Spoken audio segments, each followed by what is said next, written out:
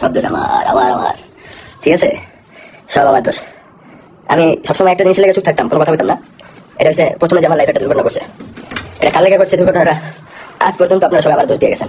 আচ্ছা ঠিক আছে, আপনারা আমার দোষ দিয়েছেন দুর্ঘটনা, এটার কারণে সেকেন্ড যারা বিয়ে করছি সবসময় মুখ বুঝে সবকিছু সহ্য করছি। যার যার সাথে মিশছে বলেন, দিশা বাসার বাসার ভাবি বলেন, ডিজিটাল কিচেন বলেন, কারোর কাছ থেকে মান সম্মান কিছু হয়নি ওর ব্যবহারের কারণে, ঠিক আছে। ও সবার সামনে আমার সবসময় নেও হেও। ওই যে আমার একটা ইয়ে আছে না, ওই যে দুর্বল পয়েন্ট। আমার দুর্বল পয়েন্ট কি, আমার যে প্রথম ঘর ছিল একটা, তো সেই ঘরে একটা ঝামেলা ছিল, একটা দুর্বল পয়েন্ট। তো সবসময় সবকিছু নেও হেও, এটা সেটা সবকিছু তো করছেই, ঠিক আছে। তো আমি সবসময় সবকিছু মাইনে নিছি। ইভেন আপনারা তো বলেন যে বাবা বাসায় বেড়ে দিয়েছিল, ওনার এক কথা ধরতে গেলে বাসা থেকে বের করে দিয়েছে, হয়তো মানে বের করে দিয়েছিল থেকে ওনারা হয়তো কোনো কিছু ঠিক মতো গুজগাছ করে রাখে নাই।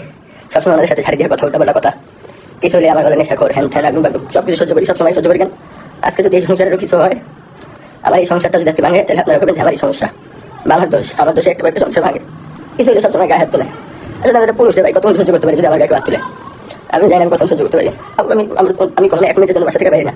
কিছু আমার নেশা করে বানায় দেয়, এটা বানায় দেয়, আগে বাড়ে গেছি এগুলো কয় অনেক কিছু।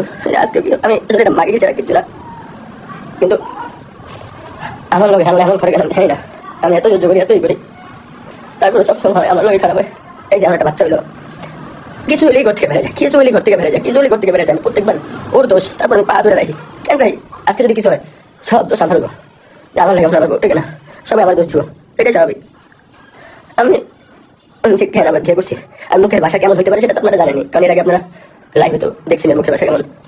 আর একটা হাজবেন্ড কখন তার ওয়াইফের নামে লাইভে এসে কথা বলে, এটা তো আপনারা বুঝতে পারতেছেন কতটা কষ্ট নিয়া, কতটা খারাপ লাগা নিয়া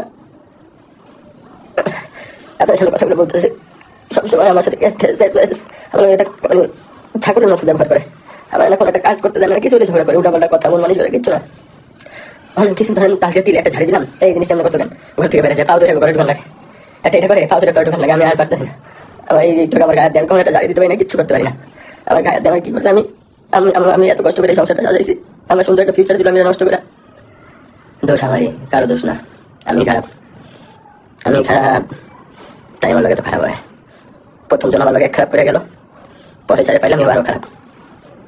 আমার জীবনে আমার বোঝা হয়ে গেছে, আমি জীবনে যারে যারে পাবো সব খারাপই পাবো, কারণ আমার জীবনে ফিক্সড হয়ে গেছে খারাপ। ছোটকালে মারে হারাইলাম, মা মারা গেল, পরে একটা বিয়ে করলাম, সুন্দর একটা সংসার হলো। এরপরে কি হলো, এখন আবার এটা শেষ হয়ে গেল, এটা শেষ করে দিলাম, আবার বিয়ে করলাম একটু সুখের লেগে, এটাও খারাপ করলো। আপনারা এই যে সবাই আমার কোন যে মেয়ের কথা মনে পড়ে না, আরে ভাই এই যে মৌসুমীর বিয়ে করার প্রধান কারণই ছিল আমার কইছে যে রানিয়ার লগে আমার সম্পর্ক রাখতে দিব, হেলে আমি বিয়ে করছিলাম। কিছুদিন যাইতে না সেটা রানিয়ার ছবি যখন দেখতাম তখন ঝগড়া করতো। এখন আমি তো ভাই এমনি চলে যাই না, এমনি অসহায়, এমনি অনেক কিছু, আমি তো সংসারে কোনো অশান্তি চাবো না, যার কারণে আস্তে আস্তে মেয়ের লগে যোগাযোগ অফ করে দিলাম। ভাই একটা জামাই খারাপ হতে পারে, একটা পোলা খারাপ হতে পারে, এটা বাপ কোনো খারাপ না, বাপর লাগে কোনো বয়স লাগে না, যোগ্যতা লাগে না। এই যে হয়তো আমার মায়ের এই মেয়ে এখনো যাইব গা, এটা আমার বাবা, আমার নসিব, এটা ভাই এটা আমার নসিব, আমার ভালো লাগে না। আব্বু হয়েছিল একটু 2 দিনের লেগে বেড়াইতে, এগুলোকে এমন খারাপ ব্যবহার করছে, বেচারারা গেছে গা, যদি আমার বাসায় কোনো বেড়াইতে আসে না, এমন ব্যবহার করছে, তারা গেছে গা বাসা থেকে।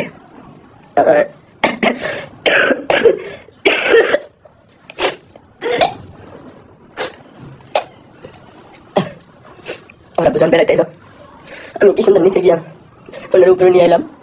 আচ্ছা আপনারা ভাবেন একটা মানুষ কতটা জঘন্য লেভেল হলে, আমাদের এই বেডরুমে একটা টিভি, আমাদের পুরো ফ্ল্যাটে, আমি আপনার টিভিটা ছেড়ে দিয়েছি যে বসে একটা নাটক দাও। আমার কাছে কোনো কমন সেন্স নাই। বেডরুমে কি সবাই এলো পায়, সবাই কি বেডরুমে জায়গা দেওয়া যায়? আর আমার বাবা 7 দিন পর দেশে একটু নাটক দেখতেছে, বেডরুমে কি শুইতেছি জায়গায়? কতটা আমি নিকৃষ্ট লেভেলের মন মানসিকতার মানুষ এটা হইতে পারে? আসলে এরকম অনেক হাজার অনেক কিছু আছে, আপনার ওগুলা বুঝাইতে পারলো পরে কি কম হয়, কিছু কর নেই। আর আমি বিয়ের সাথে আমাদের এখানে অনেক ভুল করে লাইছি। আবার কেউ এটা ভাবেন না, এই কথা মনে দেখেন যে প্রথম জনকে ঠগাইছো না তাই এমন হয়েছে। প্রথম জনকে যে আমি ঠগাইছি, প্রথম জন কখনো কোথাও আপনাদের এটা বলে না, এটা সবসময় মাথায় রাখবেন। যাই হোক, ওকে নিয়ে না টানি, কারণ ওই সাবজেক্টটা শেষ হওয়ার মতো আছে। ও কিছু আমার এবার বলার কথা, আমি গেছিল কথা কিছু। আরে ছেড়ে এখন প্রেম করতেছে, কদিন পর বিয়ে করবো, কি আমার দোকানের টাইম আছে? হ্যাঁ, ওই সেরিয়াল মাসাল আল্লাহ দিলে একটা ভালো জায়গায় গেছে, ওকে আমার করার টাইম আছে? আমি আমার জায়গায় আছি, ওর জায়গায় আছে। মানে আমি যখন কোনো প্রতিবাদ করতে নেই, ও হয় কেন করি উল্টা পাল্টা করবো, যখন আমার একটু মনটা খারাপ হয়ে যায়, ওই ছেলেকে তোমার কথা হয়েছে, নেশা করছিস তোমার, এই আমি করতেছিস কিছু বলে আমার মারামারি শুরু করে দেয়। বাচ্চাটা হয়েছে, আল্লাহ বাচ্চাটা হওয়ার আগে এগুলো হয় না।